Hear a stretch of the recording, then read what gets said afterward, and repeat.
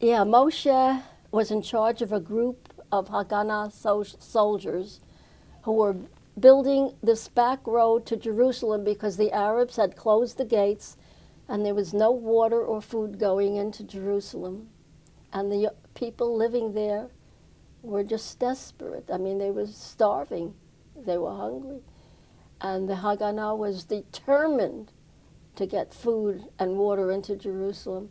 So they were, through the Judean hills, they were cutting through all this rocky, mountain to build a road just so they can get some food and water into Jerusalem. And they ran out of certain equipment, had spoiled. They had to buy new equipment.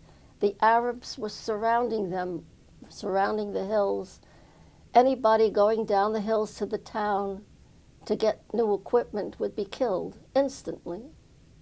And they were. One man volunteered. He said, "I'm going." Moyshe said, "You know what the consequences are." He said, "I'm going." And he went, and the shots rang out, and they knew that he had been killed. Then a little while later, another man volunteered. He said, "I'm going." And he was also killed. And they all wept. And they just sat there. Moyshe said, "Nobody else goes. I will not permit it."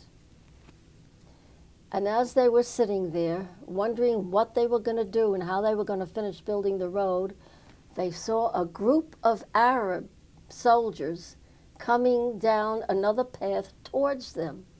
And their leader was running, and he saw Moyshe, and he started shouting, "Moyshe, Moyshe, my friend, why are we fighting each other?" And they hugged and kissed each other. They had been children together, studying in a convent when they were children, and they had sworn allegiance to each other. You know, the blood brothers? They had sworn allegiance to each other. And he said, "Moyshe, what are you doing here?"